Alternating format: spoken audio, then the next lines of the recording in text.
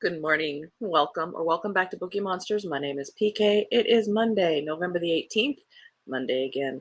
And we're here to look at the new releases, yay, good news, that are being published this week.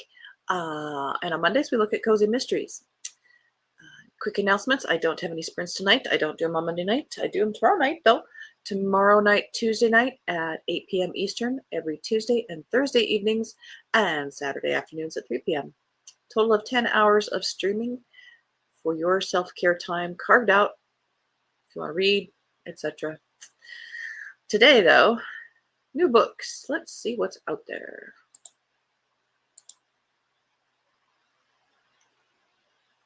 Reese Bowen has a new one in her Royal Spinous series. This is 18th in that series.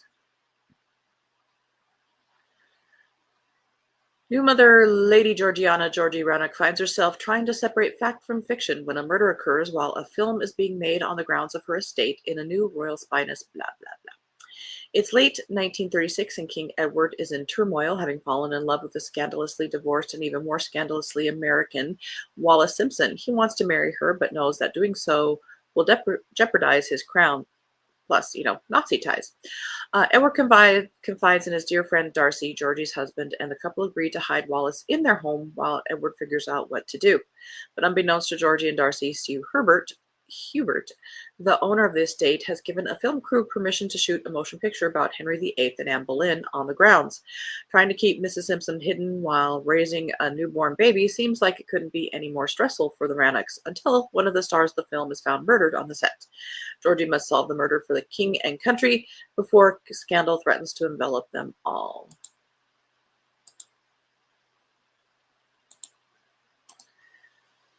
Tracy Grant has a new one in her series. I do recommend this series, and yes, I did get it. I'm way far behind, though. In fact, I think I need to start it over. But it says 30th, but it does count the novellas in their math, so don't be intimidated. This is the Southcott Jewels, Tracy Grant. An invitation to the country estate of the Duke of Bamford seems a welcome escape from London intrigues for former spies Malcolm and Melanie Rannoch. They've just survived one of their most challenging and personal investigations ever, but the ducal house party is not quite the bucolic idyll that they hoped for. Anthony and Henrietta Southcott, Duke and Duchess of Bamford, plan to announce their shocking plans to divorce to their friends and grown children. The ensuing scandal alone is enough to shake the Regency beau monde, but the stolen treasure from the English Civil War, a secret passage, and stolen papers from the far more recent Napoleonic Wars plunge the Rannocks right back into the dangers they thought they had left behind. Soon they're racing to untangle a fiendish plot and prevent a disaster that would prove far more deadly than divorce. Again, I do recommend that series. If you like historical mysteries set during Regency. And you've already read all the C.S. Harris books. The Inn at Holiday Bay by Kathy Daly, 30th in the Inn at Holiday Bay series. After suffering a personal tragedy, Abby Sullivan buys a huge old seaside mansion she has never even seen, packs up her life in San Francisco, and moves to Holiday Bay, Maine, where she is adopted quite against her will by a huge Maine Coon cat named Rufus, a drifter with her own tragic past named Georgia, and a giant dog with an inferiority complex named Ramos. What Abby thought she needed was alone time to heal. What she ended up with was an inn she never knew she wanted, a cat she couldn't seem to convince to leave, and a new family she'd never be able to live without. Background, I guess. Georgia and Tanner plan to family tie the knot the same week that the television station Georgia works for sponsors a Thanksgiving-themed cook-off. Nobody does it better than WKRP. Georgia, Amy, and chefs from 3 other local restaurants are asked to be judges, which turns out to be a lot more of a commitment than any of them planned for. When one of the cameramen assigned to the week-long event goes missing, his fiancée shows up to track him down.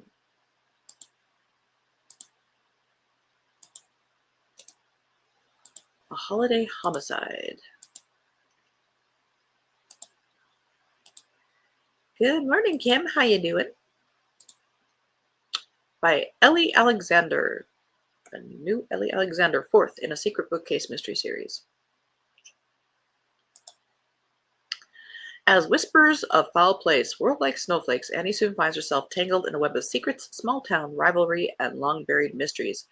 With pub owner and new love Liam by her side and the help of her loyal bookstore colleagues, Annie sets out to solve Redwood Grove's latest murder mystery, and the closer she gets to the truth, the more she discovers that the baking community isn't as sweet as it seems. Can Annie unwrap the truth before the killer strikes again, or will this be one Christmas she won't live to remember? End of row one.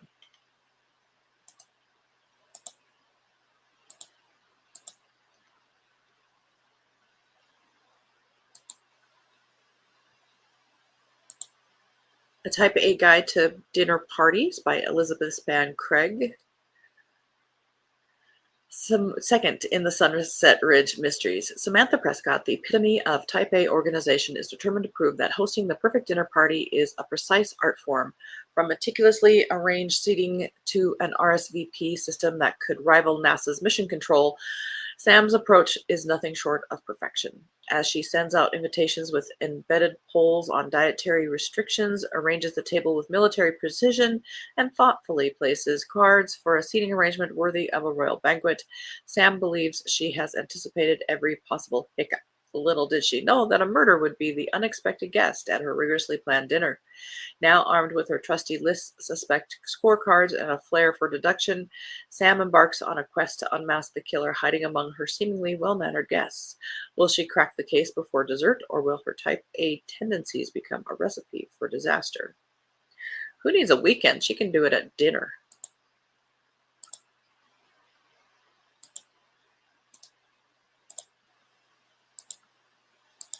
Macarons and Murder by Lisa Maliga, fourth in Yolanda's Yummery Cozy Mysteries. It includes recipes for French macarons and cupcakes. Yolanda's Yummery is filled with excitement as she prepares for Valentine's Day by baking exquisite French macarons. That night's TV appearance on America's Best Bakeries will further benefit the Yummery, but the festive spirit is shattered when a shocking discovery is made. A friend's body is found in a nearby dumpster. Struggling to cope with the tragedy, Yolanda Carter partners with Detective Winston Churchill. There's stuff to do after retirement, to find the killer, surrounded by a cast of potential suspects, including her boyfriend, Nigel Garvey. Yolanda balances running her Yummery, that's just a weird word, gearing up for the first anniversary celebration and uncovering the truth.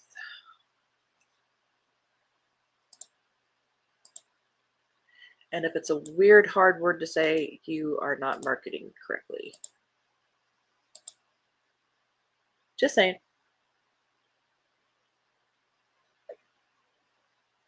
But it's fiction. Waiting for a call from hospital telling me what time to be there tomorrow. Yeah, that's right. I'd been wondering if I should bring that up. It will be a good thing. It's just the beforehand where it's nervous. Fried Peanut Butter and Banana Felony. Elvis Pursley, Mysteries Book number 2 by C. Love. Now that my great aunt's murder has been solved and her murderer put behind bars, everything is going great in yesteryear.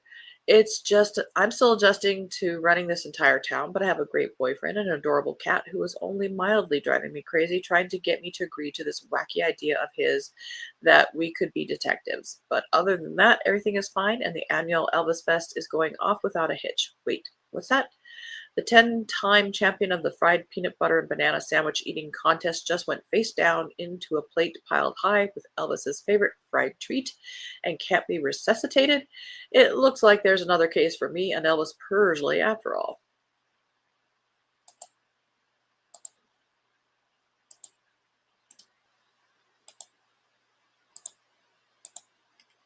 Conspiracy and Cats by Verena DeLuca, 7th in the Dusty Paws Mysteries. When Natalie and Jake visit her mother in the quiet town of Marble Falls, they're hoping for a peaceful weekend, but family tension quickly surfaces as Natalie struggles to bridge the gap with her career-driven mother. Just as they begin to make progress, a best-selling author arrives with a desperate plea. Her laptop, containing her entire manuscript, was stolen. With this With the sheriff tied up by other cases, Natalie and Jake step in to help uncover a web of jealousy, ambition, and personal vendettas.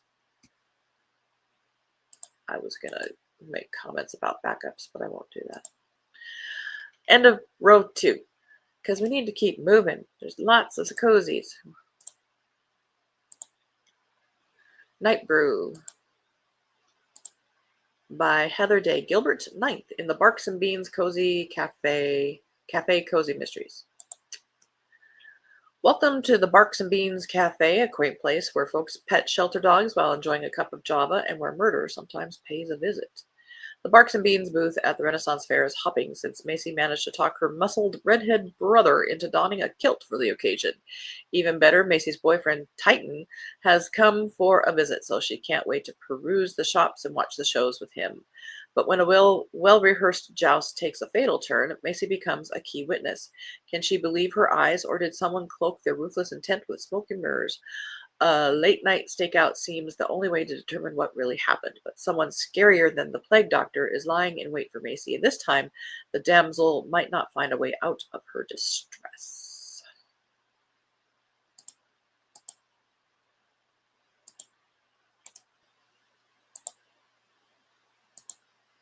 Royally Snuffed, an amateur female Duchess detective. Cozy Mysteries, The Duchess of Snodsbury amateur series by P.C. James.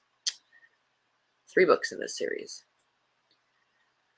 What thorny secrets lie hidden beneath the blossoms? London, 1959. Lady Mary, Duchess of Snodsbury, has invited guests to her Snodsbury estate for a charming party featuring a tour of her newly rejuvenated rose gardens. The peaceful event quickly spirals into a vine of tangled mysteries and deadly secrets.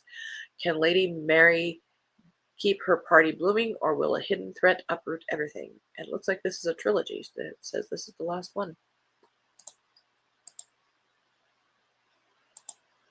So if you want a short and sweet series set in the 50s. Booty in the Back Seat by Karen C. Whalen. Tow Truck Murder Mysteries, book number 6. High-heeled tow truck driver, I'm sure there's truck drivers going, yeah, right. Delaney Moran is shocked to discover bags of money in the back seat of a Volvo she has hired to tow. She's even more shocked to find a severed hand in one of the bags. She learns it's probably attached to okay. She learns the car belongs to the aunt of her friend Rory. The booty in the back seat, amounting to $500,000, raises questions, but more mysterious is the disappearance of Rory's uncle. Spruce Ridge, Colorado is home to the rich and famous, and the uncle is a well-known movie producer.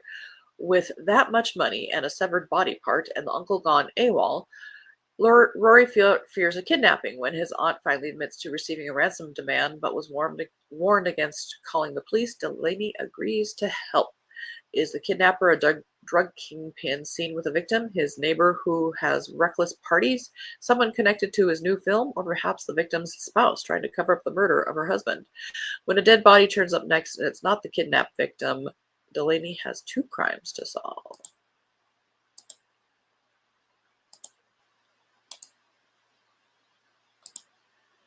Linda Riley has a new one. You fetta watch out. 5th in the Grilled Cheese Mysteries. Christmas in the close-knit community of Balsamdale promises to be especially festive for Carly Hale this year when a prominent theater company comes to town to stage A Christmas Carol. But it turns out that Scrooge is not the most ill-tempered character in the production, as blowhard actor Prescott Lennon proves that he begins berating everyone else in the cast for their poor theatrics. When his arrogant behavior threatens the production, someone decides to resolve matters with a fatal solution and frames Carly's friend Gina for the murder. With such an unlikable victim, Carly finds herself faced with a long list of suspects, including a grieving widow who hasn't shed a tear, an ambitious understudy looking for his big break, and all the cast members Lennon mistreated. But there's a ghost of a clue in the air as rumors begin to surface that the dead man had a shady past that may have come back to haunt him.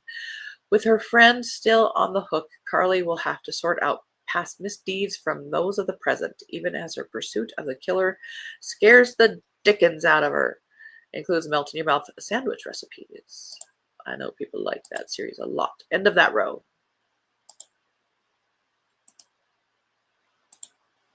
and makes you want to eat grilled cheese sandwiches.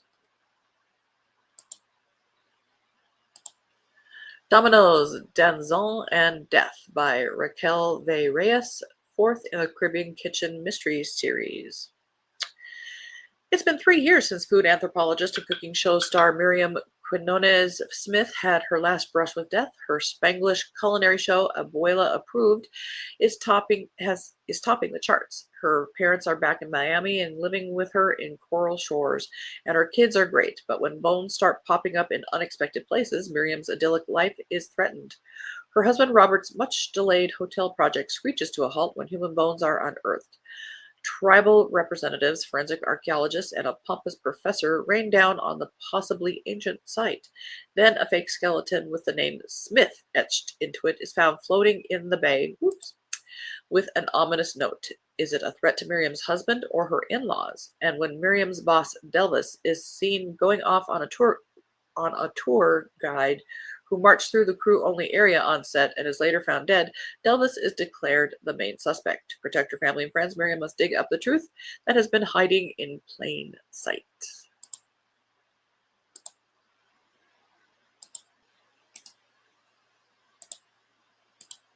A Spiffing Murder by Keith Finney.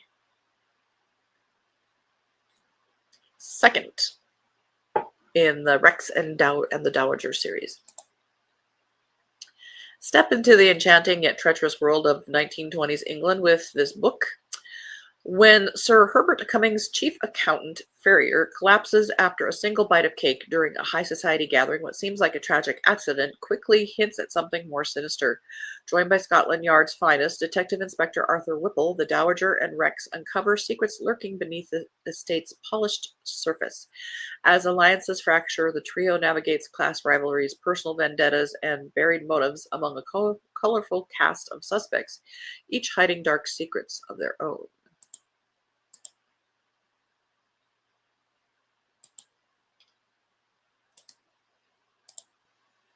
Pretty cover. Murder at the Painted Wings Cafe, a Seneca James mystery, second in that series, by Ruth J. Hartman.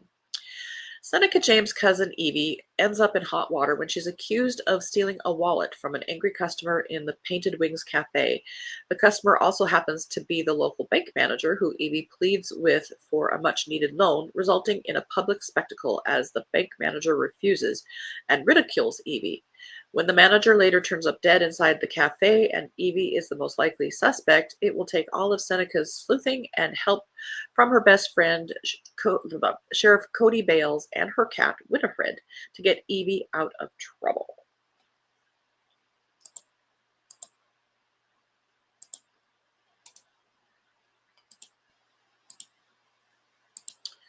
A Deadly Legacy by Evie Hunter, sixth in the Hopgood Hall Murder Mysteries. When Drew Hopgood's brother, Frank, dies whilst out climbing, it's initially thought his death was simply a tragic accident. But when Frank's much younger wife, Stella, arrives at Hopgood Hall, demanding half of Frank's inheritance, the Hopgoods and Alexi Ellis begin to suspect foul play. Stella has no claim to Frank's legacy, but she isn't giving up easily, and with the reputation of Hopgood Hall still fragile, Alexi can't afford to lose any more money because of Stella's greed. So Alexi, her partner Jack, and Cosmo, of course, decide to dig deeper into Stella's background. Just how did she meet Frank, and were they really as in love as she claims? End of that row. Jim Jones has a new one. Old-Fashioned Holiday Homicide, Bourbon B&B Mysteries, book number 3. Jess Walker is spending Christmas with her sisters for the first time in years, but it's a working holiday at the Three Sisters B&B in the heart of Kentucky's bourbon country. Jess, M, and CJ are expecting a guest who has long dreamed of running her own B&B, so she'll be playing hostess while her extended family will join her as additional guests. Except the sisters end up doing most of the hard work and things keep going awry.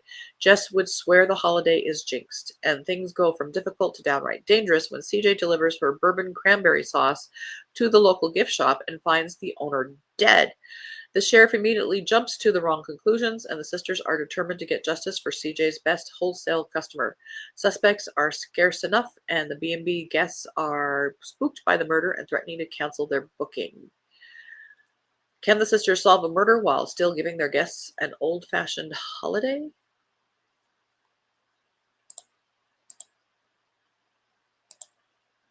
The Telltale Homicide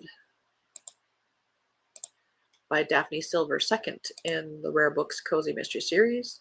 Rare Books librarian Juniper Bloom lands her dream job, creating a new museum in her Chesapeake Bay town of Rosemallow, Maryland. But on her very first day, she makes a shocking discovery: a dead man clutching a book by Edgar Allan Poe, stolen from the collections. As Juniper gets closer to cracking the coded message hidden inside the book, she realizes someone is desperate to keep its literary secrets buried, even if that means burying her, too.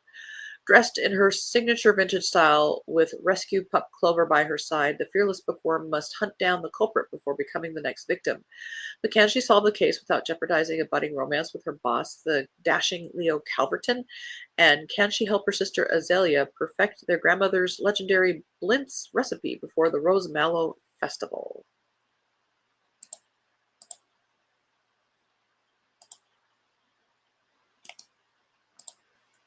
Diddley Circus by Jenna St. James, 28th in the Witch in the Woods series. It's an enchanted island full of secrets. It's July on Enchanted Island, which means the summer fun begin. When a traveling circus made up of myriad different magical supernaturals sets up its tent, citizens young and old are excited, but when one of the performers ends up dead and floating in a body of water, the excitement turns to horror. Good thing Shayla, Needles, Zoe, and the rest of the gang are ready to jump in and solve this violent crime. With so many suspects on the list, this case may be even more difficult than usual for Shayla. Add in the cryptic message from the elderly fortune teller that left everyone stunned, and Shayla is fighting an uphill battle. Can she discover who the killer is before they strike again? Or will Shayla end up being the final act in a killer's twisted circus of horrors? And that is all we have time for today. We'll cover those throughout the week. If there aren't a whole lot in the other categories, definitely on Friday. Good morning, Elena. How you doing? I'm off from work today. Oh, how nice. And yesterday my cough is getting, oh no. And went to Starbucks, did not go to the library, went home early yesterday afternoon. We'll take care of that cough. Oof, that's no fun. Alrighty. Again, I don't have sprints tonight. I'll have them tomorrow night at 8 p.m. Eastern, every Tuesday and Thursday evening and Saturday afternoons. Tomorrow we'll be looking at mysteries and thrillers, so the darker side of crime fiction. Hope you guys have a very good Monday. I have a new employee to start training. We might have a truck, we might not. We have been notified of issues, so we will see what happens today. Again, I hope you guys have a very good Monday. And as the banner says, don't be a bookworm, be a bookie monster. Nom nom nom. Have a good day. God bless.